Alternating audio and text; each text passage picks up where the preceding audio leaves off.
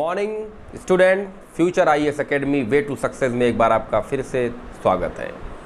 मित्रों, कल के अंक में मैंने पढ़ने का तरीका आप लोगों तक पहुंचाया और मैंने कल के अंक में अपना वो भरसक प्रयास किया कि आप लोग सही दिशा में अपने इस प्रयास को सही दिशा में पहुंचाएं, शिक्षा को सही दिशा में पहुंचाने का प्रयास करें। तो आप लोगों से ये रिक्वेस्ट है मेरी कि उस वीडियो को ज़्यादा से ज़्यादा जो विद्यार्थी हैं या जो आगे बढ़ना चाहते हैं उन तक आप लोग शेयर करें, अपने व्हाट्सएप स्टेटस पे लगाएं, ज़्यादा से ज़्यादा लोगों तक मेरी बातों को पहुँचाएँ। तो मित्रों, मैंने आप लोगों से बताया था कि एक अंक मैं लेके आऊँगा समसामयिकी का। तो आज मैं आप लोगों से चर्चा करूँगा समसामयिकी उन मुद्दों पर जो आपकी परीक्षा के दृष्टिकोण से, चाहे वो कोई भी एग्ज़ाम हो, स्टेट पीसीएस हो, यूपीएससी हो या कोई भी वनडे एग्ज़ाम हो, तो जिस पॉइंट को मैं अपने बात में रखूँगा उन पॉइंटों को आप लोग नोट करते चलें। ये आपकी परीक्षा के दृष्टिकोण से बहुत ही ज़्यादा महत्वपूर्ण होने वाले हैं। तो आइए चलते हैं देर न करते हुए उन महत्वपूर्ण तथ्यों की तरफ जो आपकी परीक्षा के दृष्टि से बहुत ही ज़्यादा महत्वपूर्ण है। इन तथ्यों को मैंने एनालिसिस करने के बाद पाया कि ये तथ्य आपके एग्ज़ाम में पूछे जा सकते हैं। तो मित्रों, मणिपुर के मुख्यमंत्री एन बीरेन सिंह ने राज्य में लागू किया राष्ट्रीय आपदा कानून 2005। अब आप लोग हमको एनालिसिस करके बताइए कि राष्ट्रीय आपदा प्रबंधन कानून 2005 कहाँ के मुख्यमंत्री ने लागू किया। तो सीधे सब ऑप्शन आ जाएगा, मणिपुर के मुख्यमंत्री। नाम क्या है उनका? एन बीरेन सिंह। तो अब यूपीएससी और पीएससी के जो बच्चे तैयारी करने वाले हैं वो हमको बताएंगे कि राष्ट्रीय आपदा प्रबंधन कानून 2005 क्या है, इस पर व्याख्या करें और मेरे व्हाट्सएप नंबर पर भेजें। अगला है ACE2 एंजाइम है मित्रों, एक ACE2, capital A capital C capital E2 enzyme है। यह एंजाइम कोशिकाओं में मौजूद शरीर में पाया जाता है। यह एंजाइम बड़े पैमाने पर मोटी कोशिकाओं फैटी सेल में पाया जाता है। जो लोग ज़्यादा वजन के होते हैं उनमें ऐसी कोशिकाएं ज़्यादा पाई जाती हैं, लिहाजा उनके संक्रमित होने का खतरा अधिक होता है। वर्तमान समय में कोरोना महामारी से पूरा देश, पूरा विश्व जूझ रहा है। तो ACE2 उन लोगों में पाया जाता है जो लोग शरीर से वजन में ज़्यादा हैं, फैटी हैं, उनमें ये मोटी कोशिकाओं में ये एंजाइम पाया जाता है और उनको संक्रमित होने का खतरा आम इंसान की से अपेक्षा ज़्यादा होता है। मित्रों, अमेरिका ने H1B विधेयक पारित किया है जिसमें उन्होंने कहा है कि अमेरिका में जो विद्यार्थी शिक्षा प्राप्त किए हैं, चाहे वो किसी भी देश के हों, खासकर भारत के, तो उनको रोजगार में प्राथमिकता दी जाएगी। मित्रों, बोधघाट बहुउद्देशीय सिंचाई परियोजना, याद कर लीजिए, बोधघाट बहुउद्देशीय सिंचाई परियोजना ये किस राज्य ने चालू की है? एक प्रश्न यूपीएससी और स्टेट पीसीएस के बच्चों के लिए बहुत इंपॉर्टेंट है, आप लोग नोट करें। किसानों पर मुसीबत साबित हो रहे टिड्डी दल, किसानों पर मुसीबत साबित हो रहे टिड्डी दल, इन पर रोकथाम नियंत्रण कैसे करें, व्याख्या करें। मित्रों, एक बहुत अच्छा न्यूज आया है। देश में बना हल्का लड़ाकू विमान तेजस FOC फाइनल ऑपरेशन क्लियरेंस वायुसेना में शामिल किया गया। तेजस MK1 HAL ने बनाया है। HAL के अध्यक्ष और प्रबंध निदेशक R माधवन ने प्रमुख air chief marshal RK Bhadauria को ये सौंप दिया है। बहुत महत्वपूर्ण प्रश्न है कि HAL के अध्यक्ष और प्रबंध निदेशक कौन है? R माधवन जी हैं। प्रमुख एयर चीफ मार्शल कौन है? RK भदौरिया जी हैं। और तेजस भारत में बना हुआ लड़ाकू विमान है जिसको HAL ने बनाया है। 2019-20 में GDP की वृद्धि दर गिरकर 4.2% रह गई है। मित्रों, मौके पे ग्रॉस डोमेस्टिक प्रोडक्ट की जो वृद्धि दर है वो गिरकर कितना हो गई है? 4.2%। और एक न्यूज निकल के आ रही, छत्तीसगढ़ के पहले मुख्यमंत्री अजीत जोगी जी का निधन हो गया है। आप लोग ये सब पॉइंट नोट करते चले। और एक अगला इंपॉर्टेंट पॉइंट है, मलेशिया के पूर्व प्रधानमंत्री महातिर मोहम्मद पार्टी से बर्खास्त कर दिए गए हैं। जो यूपीएससी और पीएससी के बच्चे हैं वो डिटेल में इस पर चर्चा करें और मेरे व्हाट्सएप नंबर पर एनालिसिस करके भेजें कि ऐसा क्यों हुआ उनके साथ, उनको क्यों बर्खास्त किया गया और कौन सी पार्टी वहाँ पर उनको बर्खास्त करी, वहाँ पर क्या चल रहा है, इसके बारे में डिटेल आप लोग भेजें। वनडे वालों को इसकी ज़रूरत नहीं है। विश्व स्वास्थ्य संगठन से अमेरिका ने रिश्ते खत्म कर दिए। अभी हाल ही में एक न्यूज आई थी कि अमेरिका ने विश्व स्वास्थ्य संगठन से अपने रिश्ते को ख़त्म कर दिया।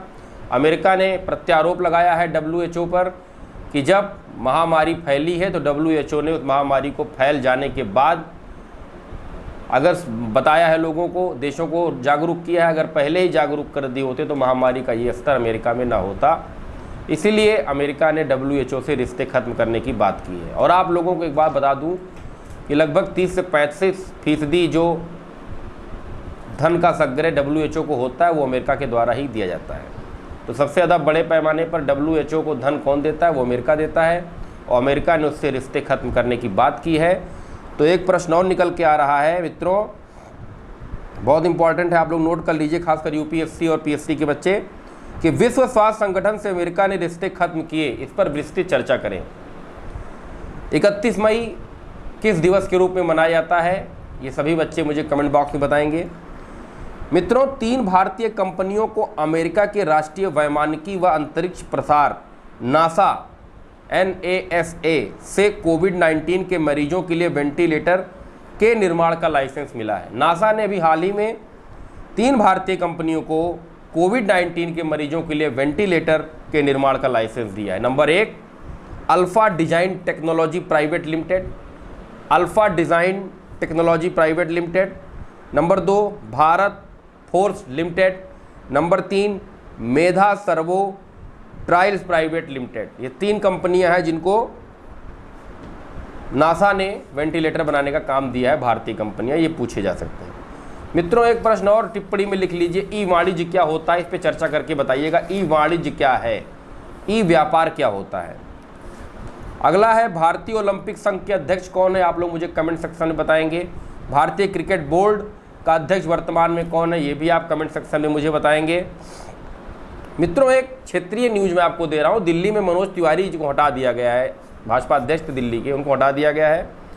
अब वो उत्तरी दिल्ली के जो मेयर आदेश गुप्ता जी को दिल्ली के भाजपा का अध्यक्ष बना दिया गया है। केंद्रीय मंत्रिमंडल ने बुधवार को 6.5 दशक पुराने आवश्यक वस्तु अधिनियम को मंजूरी दे दी है। आवश्यक वस्तु अधिनियम को मंजूरी दे दी है। इससे अनाज, दलहन और प्याज सहित खाद्य वस्तुओं को नियमन के दायरे से बाहर किया जा सकेगा।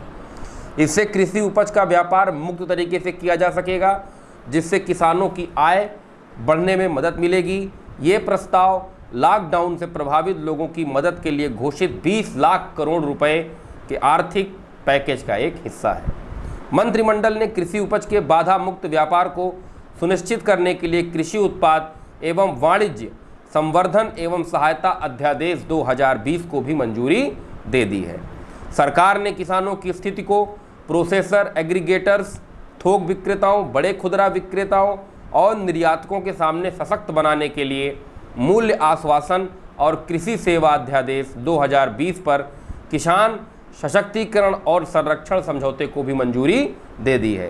कैबिनेट के इस फैसले की घोषणा करते हुए कृषि मंत्री नरेंद्र सिंह तोमर ने कहा है, इसमें कृषि क्षेत्र की सूरत बदलेगी, उसका ढांचा बदलेगा और उसके साथ साथ भारत के किसानों की मदद करने की दिशा में इसका दूरगामी प्रभाव होगा।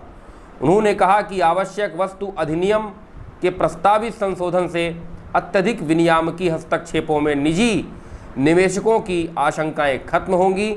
अब किसान इनकी योजना के अनुसार भंडारण कर सकता है, बिक्री कर सकता है, इससे किसानों को बहुत फायदा होगा। तो आज का एक प्रश्न नोट कर लीजिए, आवश्यक वस्तु अधिनियम, आवश्यक वस्तु अधिनियम क्या है, इस पर व्याख्या करें। और एक प्रश्न नोट कर लीजिए, आश्वासन और कृषि मूल्य आश्वासन और कृषि सेवा अध्यादेश 2020 क्या है, इस पर चर्चा करें। मित्रों, किसानों की यह मांग 50 सालों से चली आ रही थी, आज वो मांग पूरी हो गई है और किसानों को अब अंतर्राज्यीय व्यापार, अब मतलब कोई भी देश राज्य का किसान किसी भी दूसरे राज्य में अपने अनाज का वितरण कर सकता है, भंडारण कर सकता है, बिक्री कर सकता है। ये मांग हमारे किसान पिछले 50 सालों से कर रहे थे, जो अब जाके उनकी इस मांग को पूरा किया गया है। नरेंद्र सिंह तोमर ने कहा है, कृषि उत्पाद व्यापार और वाणिज्य अध्यादेश 2020 राज्य कृषि उपज विपणन के कानून के तहत अधिसूचित बाजारों के अहाते के बाहर अवरोध मुक्त अंतर राज्य और अन्य राज्यों के साथ व्यापार और वाणिज्य को बढ़ावा देगा। मित्रों, जब किसान अपने अनाज को अपने राज्य के बाहर बेचेगा तो इससे एक अंतर्राज्यीय समझौता, एक अंतर्राज्यीय व्यापार और एक अंतर्राज्यीय प्रोत्साहन को मौका मिलेगा। किसान अपने अनाज को भारत के किसी भी राज्य में बेचने के लिए स्वतंत्र है, पहले ऐसा नहीं था। अब किसान अपने अनाज का भंडारण भी कर सकता है, किसान अपने अनाज की बोली भी लगा सकता है, किसान अब अपने अनाज की बिक्री किसी भी तरीके से कर सकता है, वो पूरी तरीके से स्वतंत्र हो गया है। और भारत एक कृषि प्रधान देश है, भारत में एग्रीकल्चर पर सबसे ज़्यादा लोग डिपेंड है। मैंने आपको पहले भी बताया है कि एग्रीकल्चर, भारत एक कृषि प्रधान देश है, और जब ज़्यादा लोगों को ज़्यादा छूट मिलेगी तो सीधी सी बात है भारत में कृषि का स्तर बढ़ेगा। यह देश में व्यापक रूप से विनियमित कृषि बाजारों को खोलने का एक ऐतिहासिक कदम है। मूल्य आश्वासन और फार्म सेवा अध्यादेश 2020, मूल्य आश्वासन और फार्म सेवा अध्यादेश 2020 पर किसानों के सशक्तिकरण और संरक्षण समझौते से किसान किसी प्रकार के शोषण के भय बिना प्रोसेसर, एग्रीगेटर, बड़े खुदरा विक्रेताओं, निर्यातकों आदि से समान स्तर पर जुड़ने के लिए सशक्त होंगे।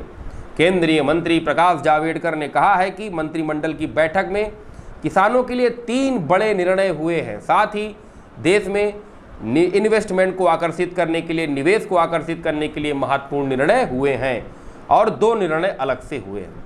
तो आइए चर्चा करते हैं उन नियमों की, क्या क्या नियम, क्या क्या निर्णय लिए गए हैं। पहला, सरकार ने निवेश को आकर्षित करने के लिए मंत्रिमंडल सचिव की अध्यक्षता में सचिवों की उच्च अधिकार प्राप्त कमेटी गठित करने की घोषणा की।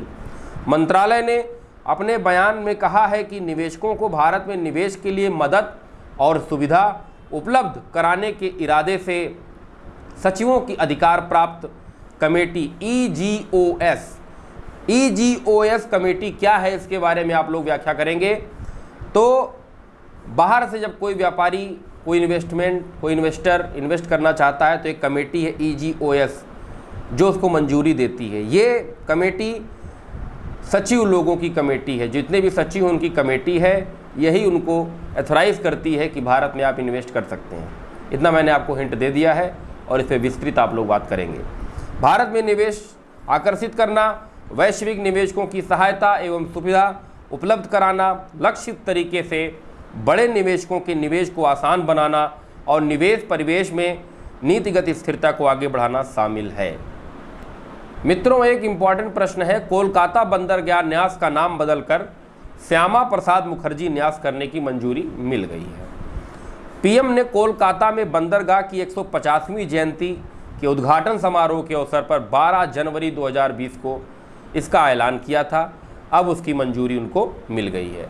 मित्रों, आप लोग वनडे एग्ज़ाम में जितने भी बच्चे हैं, आप लोग हमको कमेंट सेक्शन में बताएंगे कि उत्तर प्रदेश के राज्यपाल वर्तमान में कौन है, MP के राज्यपाल वर्तमान में कौन है, MP के मुख्यमंत्री वर्तमान में कौन है, और आप लोग हमको ये भी बताएंगे कि कितने राज्य और कितने केंद्र शासित प्रदेश हैं।